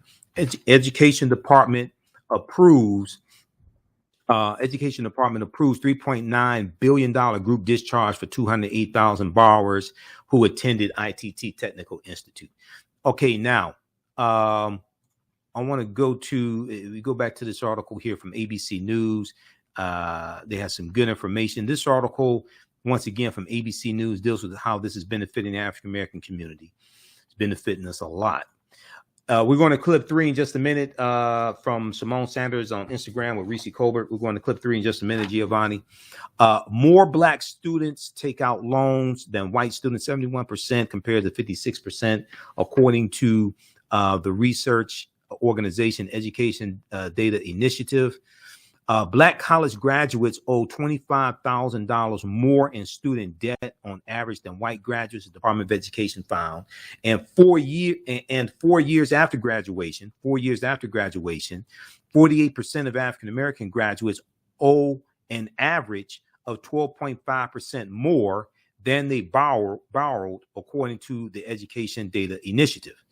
African American students make up 72% of Pell Grant recipients, according to the Department of Education. 72% of Pell Grant recipients are African Americans. This is huge. So when you talk about increasing the maximum amount that you can get in a Pell Grant during the academic year, that disproportionately benefits African Americans. When you talk about forgiving up to $20,000 in debt, if you had a combination of Pell Grants and student loans, that disproportionately benefits African Americans. Now, a typical African American borrower will see his or her loan balance cut nearly in half, and more than 1 in 4 Black borrowers, will have their balance forgiven in full. So all you simple Simon ass people out there that don't read Sugar Honey Iced Tea, but choose to open your mouth anyway and want to this is FCC regulated radio. What word can I use? Want to diminish or diss or speak negatively about this program, you should do some research before you open your mouth. Now, African American women in particular carry a disproportionate burden of student loan debt. They hold nearly 2/3 of the nearly $2 trillion, 1.7 trillion outstanding student loan debt in the U.S., according to data from the Census Bureau. About half of Latino borrowers will have their entire federal student loan debt forgiven thanks to the $10,000 loan cancellation plan, according to higher education research and advocacy group Excellencia in Education. Quote, because of racial disparities and intergenerational wealth, Black and Latino students are not just more likely to need to borrow student loans to go and get an education, but we also know that predatory for-profit colleges, like we just talked about, ITT Tech, that in the Obama administration put the smackdown on ITT Tech. But we also know that predatory for-profit colleges that cost more to attend also target Black and Latino populations around the country, which results in many Black and Latino borrowers having larger balances, Taylor of National Consumer Law Center said. Okay, now advocates say there's more to do. Nobody said this is the silver bullet. This is the magic. Nobody claimed that President Joe Biden is your student loan forgiveness genie. Okay. Or your student loan forgiveness sugar daddy, or however you want to phrase it. Nobody said he's just going to make all student loan debt disappear. He's not the David Copperfield or the David Blaine of student loan forgiveness. Following the announcement, some people criticized the Biden administration for not doing enough to tackle racial inequities and college affordability, which will continue to impact students and borrowers. Talk to Congress. They have more authority to do that. Several critics pointed to the persistent racial wealth gap as a reason to further improve student cancellation for students.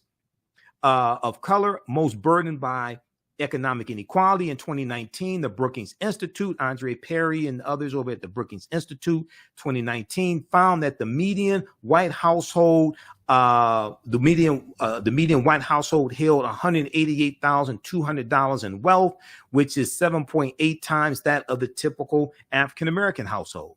The National Action Network, Reverend Al Sharpton, has called on Congress to provide relief by passing legislation to further build upon the president's actions. That's what I'm talking about. The White House Biden is limited on what he can do. Congress has more authority based upon the Article 1 powers of Congress. They have more authority.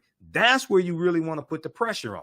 This is why the 2022 midterm elections are so important. This is why Democrats have to maintain control of the House and Senate and expand their margins in the Senate so you can get because if you get 55 Democrats, now you can do a carve out to the filibuster for some of these bills like voting rights. You can nullify the votes of Manchin and Sinema if they vote against you, and you can get a carve out to the filibuster for the George Floyd Justice and Policing Act, for the John Lewis Voting Rights Act, and for other bills, as well as controlling the cost of college. Quote, the $125,000 income cap will leave a large amount of the population behind, especially in the era of inflation, said National Action Network. A black doctor or attorney who earns above the cap could very well have a six-figure student debt.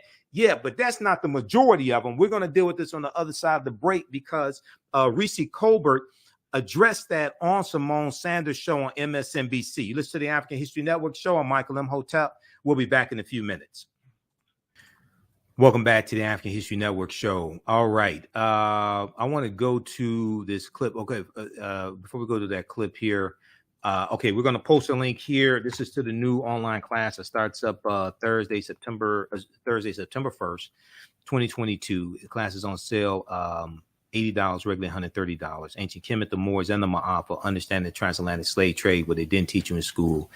And we have the information right on the thread of our broadcast, right on the homepage of our website, I should say, AfricanHistoryNetwork.com. Okay, we have it right here. Okay.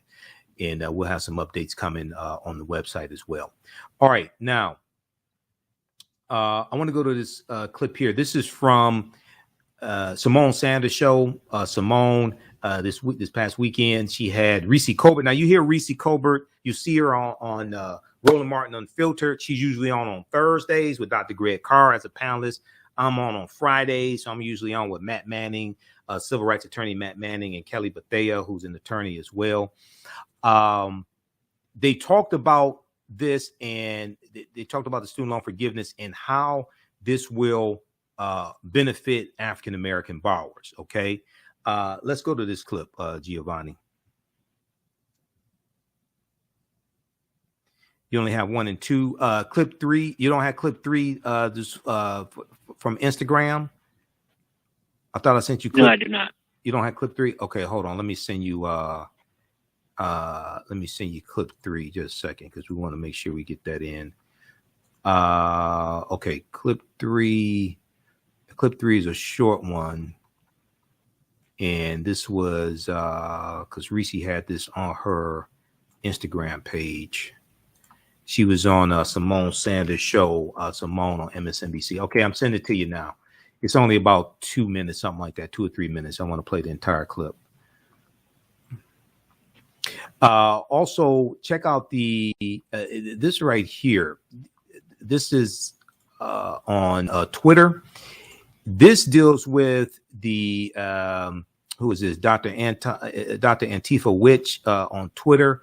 Posted the names of a lot of these Republicans who are complaining about student loan forgiveness, and they got huge paycheck protection loans forgiven. Matt Gaetz, Republican, Florida, he got $476,000 in loans forgiven for like his family's businesses. Marjorie Taylor Greene, $180,000 forgiven. Greg Pence, Republican of Indiana, $79,441. Vern Buchanan, $2.8 million for his businesses forgiven. Kevin Hearn, Republican of Oklahoma, $107,000. $1,070,000 Roger Williams, Republican from Texas, $1.4 million. Brett Guthrie, Republican from Kentucky, $4.3 million. Ralph Norman, Republican, South Carolina, $306,000. Okay, and it continues. And you got people like this complaining about the student loan forgiveness of $10,000 to $20,000. Let's go to this clip, please.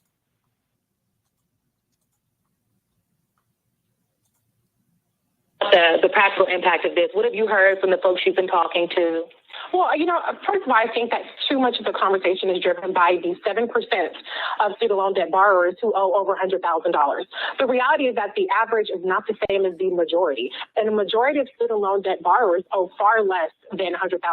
Actually, they owe less than $40,000 and $20,000. So this is going to have a massive impact. And so they may not be as loud in their advocacy, but they are just as impacted in a positive way when we talk about the Black wealth gap, because of the emphasis on Pell Grants, which 70-something% of Black students are eligible for. They're going to see $20,000 relief. And this alone will move 500,000 Black families from a negative net worth to a positive net worth. So this has real tangible impact. It's a promise kept. And a lot of people, when they start to see those balances wiped out, are going to be very satisfied. Reese, talk to me a little bit about the practical impact of this. What have you? Okay. All right. So that was Reese Colbert on Simone Sanders' show on MSNBC. She's on the weekends. All right. This right here. So the White House was tearing into these Republicans this week after the announcement came out, and tearing into Republicans who were complaining about the loan forgiveness. All right. And they have some good charts here. This is one of the things we talked about on the call that I was on Friday with the White House. I ain't talked about it, no Vice President Kamala Harris. On the call, I ain't talk at all. I was just listening, okay? Because they took questions from people. You had to submit your question ahead of time. I didn't submit my question ahead of time. But next call, because I've gotten invitations before, but I just didn't respond. But I said, let me go ahead and jump on this call, see what this is about. So Ashley Harrington and Erica Lowe, they ran the call. They have some good information at the White House's Twitter page, The White House on Twitter, that breaks this down as well.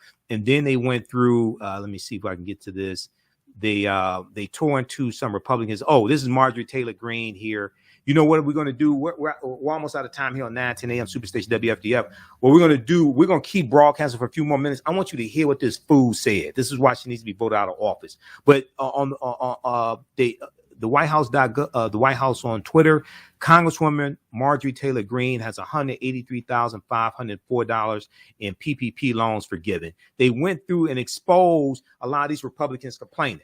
Representative Mike Kelly, Republican, Congressman Mike Kelly had $987,237 in PPP loans forgiven. Okay, and he tweeted August 24th, asking plumbers and carpenters to pay off the loans of Wall Street advisors and lawyers isn't just unfair, it's also bad policy.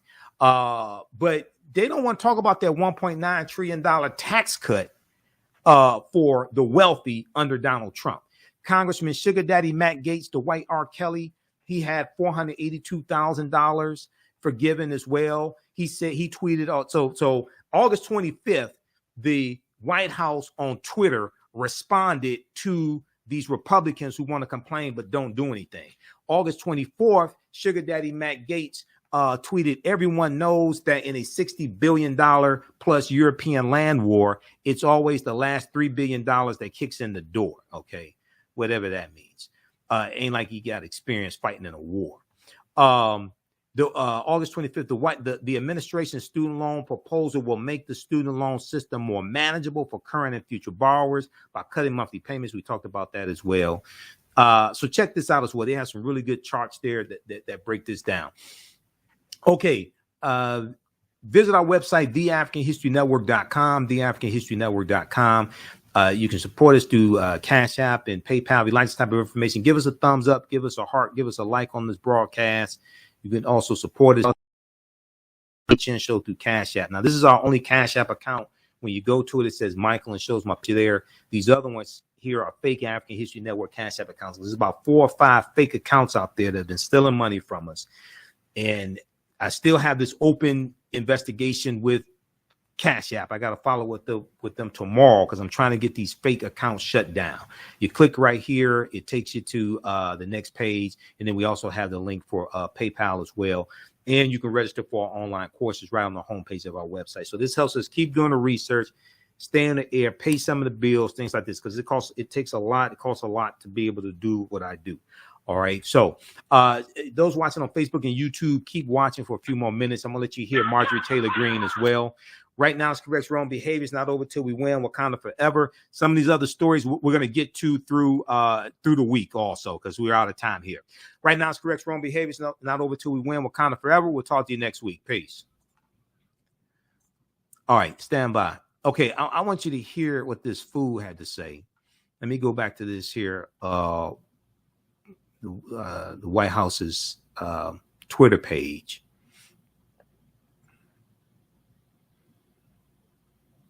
They talked to, so they have this clip of Marjorie Taylor Greene. She was on Newsmax, okay? Newsmax is more right-wing, is more MAGA than Fox News. She was on Newsmax. Okay, so I'm going to play this clip. I want you to hear what this fool had to say. Let me bring up this graphic here also. Because she was getting exposed by NBC News has a good article dealing with this, as well as let's bring up the article from NBC News here. There was one from NBC News and one from businessinsider.com also. So let's I want to show you this article here from NBC News. Just a second here. We've got where is that? It's in response to Republicans. It's NBC. Let's see, where is that one?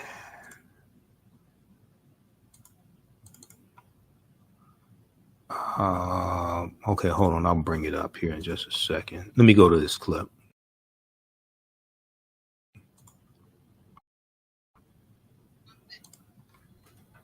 Let's turn up the volume. They need votes in November, but for our government just to say, okay, well, your debt is completely forgiven. Obviously, they have an agenda for that. They need votes in November. So the timing is a pure coincidence there as well. But it's completely taxpayers all over the country. Never took out a student loan. Taxpayers that their bills and maybe even never went to college or just hardworking people, they shouldn't have to pay off the great big student loan debt for some college student that piled up massive debt going to some Ivy League school. That's not fair. But for our government just to say, okay, well, your debt is completely forgiven. Obviously, they have an agenda for that. They need votes in November. So the timing is a pure coincidence there as well. But it's completely unfair. And taxpayers all over the country, taxpayers that never took out a student loan, taxpayers that pay their bills and maybe even never went to college or just hardworking people, they shouldn't have to pay off the great big student loan debt for some college student that piled up massive debt going to some Ivy League school. That's not fair. Okay, that's what an idiot sounds like. Most of this student debt is not for somebody who went to an Ivy League school. Number one, that's how stupid she is. Number two, she got $183,000 loans given. Okay, $183,000, and she wants to talk about people getting $10,000 to $20,000 forgiven. Marjorie Taylor Greene got $183,000 paycheck protection loan forgiven, and she wants to fix her raggedy ass mouth to talk about college students who are being student loan debt getting $10,000 to $20,000 forgiven. This is why it's like her need to be voted out of office. Okay, there was the let me pull this one up here. We got to go to, okay. We got that. And then we have the, on our fan page, the African History Network, I posted some articles. I posted some screenshots of the articles from businessinsider.com, as well as NBC News that deals with this here. Let me scroll down to that here.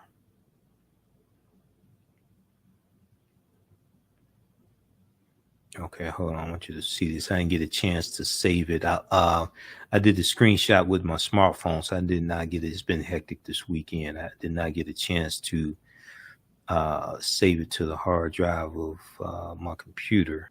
Okay, this one right here. White House shines light. White House shines light on Republicans who are criticizing student debt cancellation after getting their PPP loans forgiven. And they talk about Marjorie Taylor Greene. And let me see, I think we had the link here for this article as well. White House shines light on Republicans who are criticizing student debt cancellation after getting their PPP loans forgiven. The White House used its Twitter account to point the finger at a handful of GOP lawmakers like Representative Marjorie Taylor Greene, who we just heard on Newsmax. The White House hit back at Republicans in an uncharacteristic manner Thursday by using its Twitter account to go after GOP lawmakers who are bashing President Joe Biden's move to cancel some student debt after they personally benefited from having Paycheck Protection Program loans forgiven during the COVID pandemic.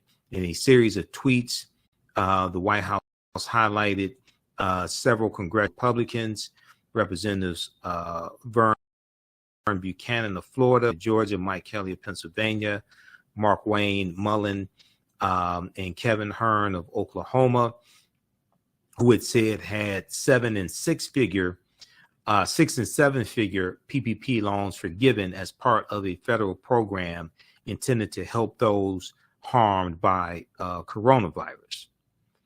Like many of their GOP colleagues, the lawmakers have blasted Biden over his student loan decision. Green was on Newsmax, said it's completely unfair for student loans to be forgiven. She had $183,504 in PPP loans forgiven, according to the White House. Okay, so they got this here. Okay, Representative Kelly. Is this okay? Which person is this? Mike Kelly, Representative Mike Kelly of Pennsylvania. He had $987,000 forgiven. Kelly tweeted that Biden's move was poised to benefit Wall Street advisors at the cost of plumbers and carpenters. Now, what's interesting is that they don't talk about the fact that a lot of the students with student loan debt may have parents who are plumbers and carpenters who didn't go to college. So when you help out those students, you're helping out more than one person. You're helping out an entire family or multiple families. Could be multiple families.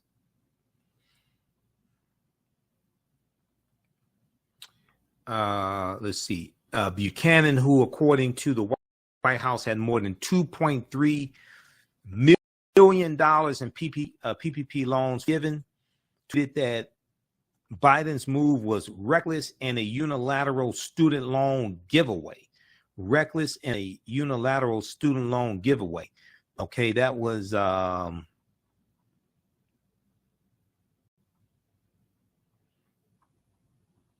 let's see, who was that? That was Buchanan. Representative Vern Buchanan of Florida. Okay, Representative Vern Buchanan of Florida, Republican, had $2.3 million in PPP loans forgiven, and he's complaining about people who get 10 to $10,000 to $20,000 in loans forgiven. He called it a unilateral student loan giveaway. He tweeted, as a blue-collar kid who worked his way through college, I know firsthand the sacrifices people make to receive an education. Yeah, but a lot of their families sacrificed, even who got student loans and Pell Grants. A lot of their families sacrificed to send them to college as well. He said Biden's reckless unilateral student loan giveaway is unfair to 87% of Americans without student loan debt and those who played by the rules. What makes you think because somebody has student loan debt, they didn't play by the rules? This is the type of nonsense that you're dealing with from Republicans. This is why they need to be.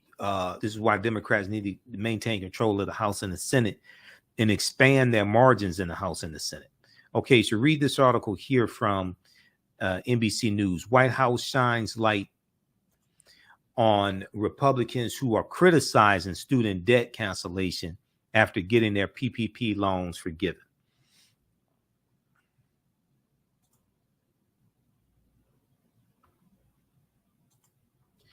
All right, look, we have to get out of here. Remember, at the African History Network, we focus on educating, empowering, and inspiring people of African descent throughout the diaspora and around the world, because right now it's corrects your own behavior. It's not over till we win Wakanda forever. Please support the African History Network, $ the AHN Show through Cash App and through PayPal, paypal.me/the AHN Show. And we have the information at our website, theafricanhistorynetwork.com also. All right, we'll talk to you next week. Peace. Hotep, everybody. Hey, this is Michael Imhotep, founder of the African History Network, host of the African History Network show. I'm a talk show host, researcher, lecturer, writer, and historian. And I want to give a special shout out to everybody who has attended the 11th annual Liberated Minds Black Homeschooling Education Expo. I just want to take a few minutes, and we had a great presentation that I did on Saturday. So I teach 2 online history classes. One on Saturday and one on Sunday. On Saturday, the class that I teach, normally 2 p.m. to 4 p.m. Eastern Standard Time, is called Ancient Kemet, the Moors, and the Ma'afa, Understanding the Transatlantic Slave Trade, what they didn't teach you in school. And this is normally a 10-week online class. We deal with thousands of years of history and what leads up to the transatlantic slave trade taking place. We can't start studying our history in slavery. Even when we study the transatlantic slave trade, which is important to study, we can't start in 1619 or in the 1440s with the Portuguese, when the Portuguese get involved in the transatlantic slave trade. We have to understand the history chronologically and deal with the 800-year occupation of Europe by the Africans known as the Moors, who entered into the Iberian Peninsula, today known as Spain and Portugal, from North Africa in 711 AD. When we discuss the transatlantic slave trade, we have to first understand that African people are the original people of North, Central, and South America and have been in the land we call the United States at least 51,700 years. Now, the second class I teach is on Sundays, normally 2 p.m. to 4 p.m. Eastern Standard Time. It's called From the Civil War to the Civil Rights Movement and Black Power, 1865 to 1968. Now, these classes are normally $130. They're on sale right now, $60. We do the sessions live. All the sessions are archived and recorded, so you can go back and watch it anytime. So a year from now, 2 years from now, you can go back and watch the entire class. With both of these classes, I would say the content is PG-13, so you can use this with your children as well if you want to. Also, you can advertise with the African History Network. We have 3 new advertising packages. Our current promotion is buy 1 month to get 1 month free. We have 1 million followers at our Facebook fan page, the African History Network. And with our platinum package, we'll take out ads on our Facebook fan page for you as well to help maximize your advertising campaign. And we take your 30-second to 60-second commercial, we put into the rebroadcast of our shows, and also into the audio podcast of our shows as well. We only have 20 advertising slots because we have a finite amount of advertising space. Email us at ahnshow@theafricanhistorynetwork.com, ahnshow@theafricanhistorynetwork.com, or call us 313-462-0003. All right, right now it's corrects wrong behavior. It's not over till we win. Wakanda forever, and we'll talk to you soon. Peace. Hello, African History Network family. You've put it off for way too long. Now it's time to act for your family, your future, and the next generation. Get life insurance for that peace of mind and security for you and your loved ones. Build your financial foundations starting today. Your independent agent at Fortified Trust Life Brokers, with over a dozen strong A-rated life insurance companies to offer you the life protection you need when it comes to final expense, term life, whole life, mortgage protection, annuities, and more. They're currently licensed in Alabama, Georgia, and South Carolina. Don't let a pre-existing health condition hinder you from getting life insurance. You can get the affordable coverage you need today. Life insurance is only the beginning. Email them at Fortified Trust Life for a free fact sheet explaining the 5 basic building blocks for a strong financial foundation. It's their gift to you to help you fortify your future. Email them at fortifytl828@yahoo.com or call them at 706-339-5096 and leave a message. Fortify your future today.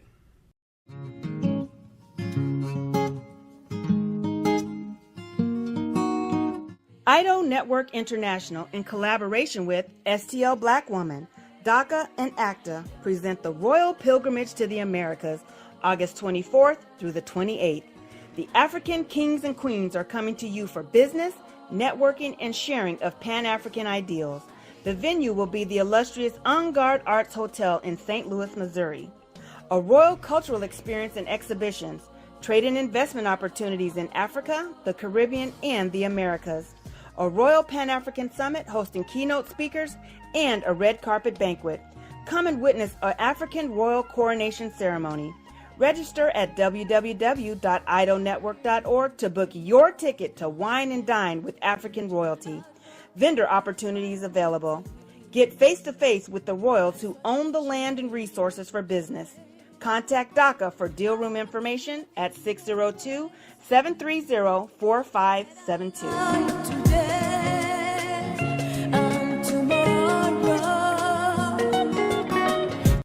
The work that I do is larger than the fashion industry. It's larger than the art world.